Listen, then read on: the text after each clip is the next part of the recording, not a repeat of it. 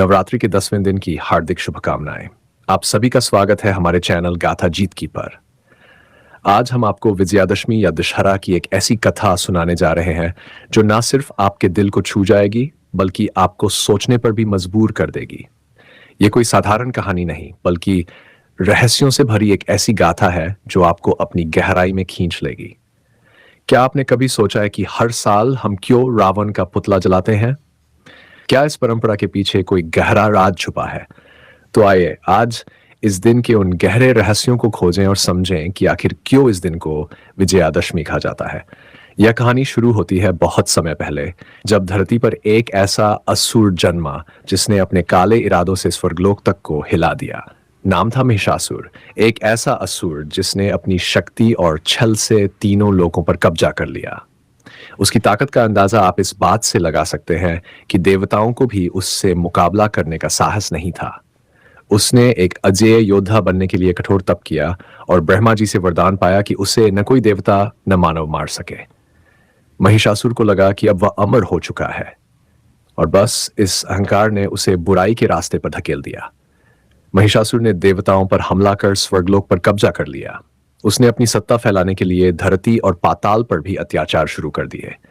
देवता और ऋषि मुनि सभी उसकी ताकत के सामने असहाय हो गए। तब सभी देवता मिलकर ब्रह्मा, विष्णु और महेश के पास गए और उनसे विनती की कि वे महिषासुर के आतंक से मुक्ति दिलाएं। इस पर त्रिदेव ने एक अनोखा उपाय सोचा। वे तीनों अपनी शक्तियों को मिलाकर एक असीमित ऊर्जा का सृजन करते हैं और इस ऊर्जा से प्रकट होती है देवी दुर्गा। देवी दुर्गा ने अपना अघोषित संकल्प लिया, महिषासुर का अंत। लेकिन यह इतना आसान नहीं था।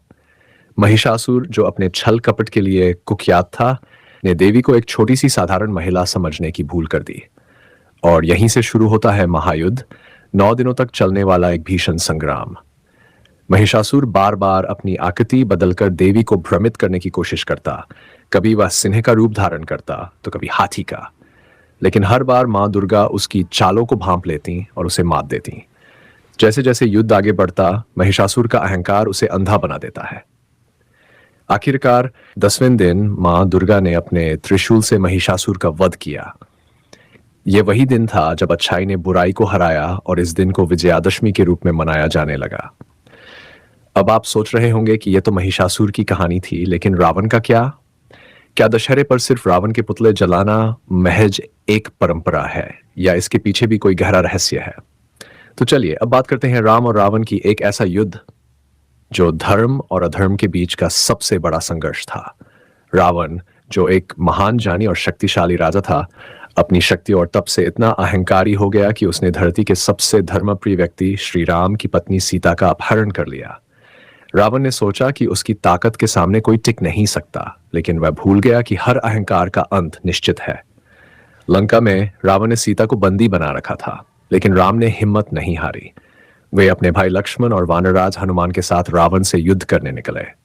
ये कोई साधारण युद्ध नहीं था, बल्कि ये एक ऐसा युद्ध था जिसमें भगवान राम ने अपने धैर्य, विवेक और धर्म का पालन करते हुए रावण के 10 सिरों का अंत किया। हर सिर एक बुराई का प्रतीक था: अहंकार, क्रोध, लोभ और अज्ञान। दशहरे के दिन भगवान राम ने रावण को पराजित किया और इस दिन को अच्छाई की विजय के प्रतीक के रूप में मनाया जाने लगा। तो आज जब हम रावण का पुतला जलाते हैं, यह सिर्फ एक रिवाज नहीं है। यह हमें याद दिलाता है कि हमारे अंदर भी रावण के 10 सिरों जैसी बुराइयां होती हैं: अहंकार, लालच और क्रोध। और इन बुराइयों का अंत ही सच्ची विजय है। इस विजयादशमी पर आए हम सब अपने भीतर की बुराइयों को पहचानें और उनका नाश करें। मां दुर्गा और भगवान राम की इस गाथा से हमें सीखने को मिलता है कि चाहे कितनी भी बड़ी चुनौती क्यों न हो, अच्छाई की जीत निश्चित है। अगर आपको ये रहस्यमयी और प्रेरणादायक कथा पसंद आई हो तो हमारे चैनल गाथा जीत की को लाइक, शेयर और सब्सक्राइब करना न भूलें। हम आपके लिए और भी अद्भुत और प्रेरणादायक कहानियां लाते रहेंगे। जय माता दी, जय श्री राम।